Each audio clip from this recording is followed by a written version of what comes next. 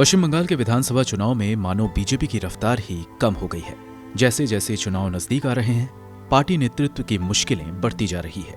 पहले रैलियों में कम भीड़ और अब पार्टी कार्यकर्ताओं की नाराजगी।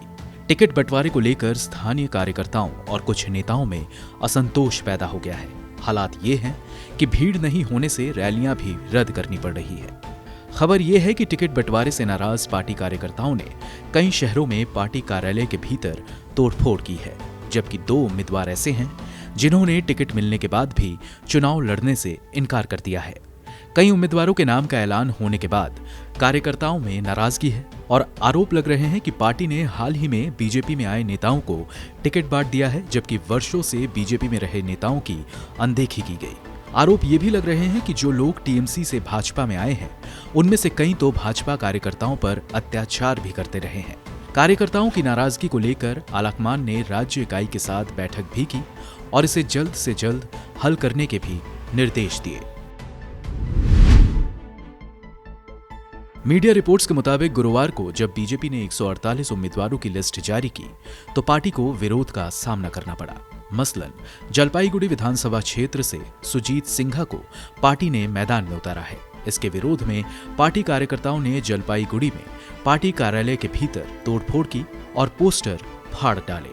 कहा जा रहा है कि ऐसा पुराने नेताओं को टिकट नहीं मिलने से नाराज कार्यकर्ताओं ने किया है। इसी तरह जगदलपुर विधानसभा क्षेत्र से अरिंदम भट्टाचार्य को टिकट दिए जाने से नाराज कार्यकर्ताओं ने भी विरोध प्रदर्शन किया और कार्यालय में तोड़फोड़ भी की। इतना ही नहीं, मालदा के हरीशचंद्रपुर में भी पार्टी कार्यालय में तोड़फोड़ हुई। इसी तरह कोलकाता में बीजेपी ऑफिस के सामने पूरे दिन हंगामा हुआ। पार्टी कार्यकर्ता टिकट बंटवारे से नाराज थे।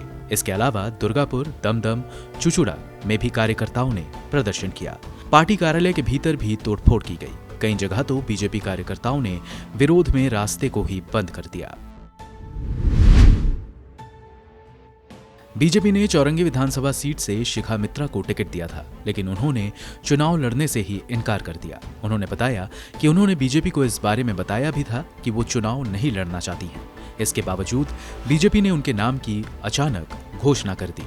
शिखा मित्रा पश्चिम बंगाल कांग्रेस के अध्यक्ष रहे सोमेन मित्रा की पत्नी है। उन्होंने यहां तक कहा कि शुरू से कांग्रेस में रही हैं, अचानक बीजेपी में कैसे चली जाएं। इसी तरह बेलगाछिया सीट के लिए घोषित उम्मीदवार तरुण साहा ने भी ये कहते हुए चुनाव लड़ने से इनकार कर दिया कि उन्होंने भाजपा को पहले ही सूचित कर दिया था।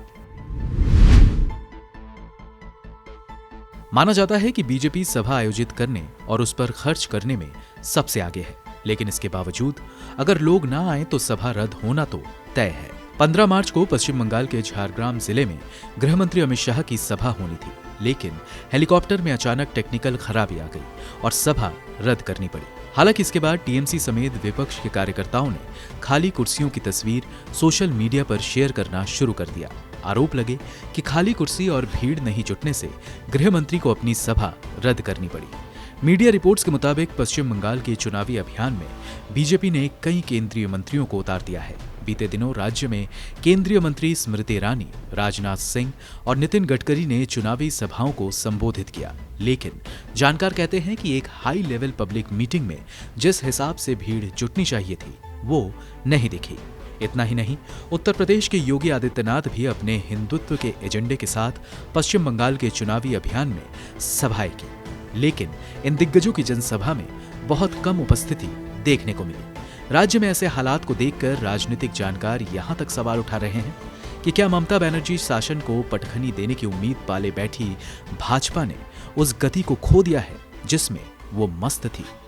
ब्यूरो रिपोर्ट, गो न्यूज।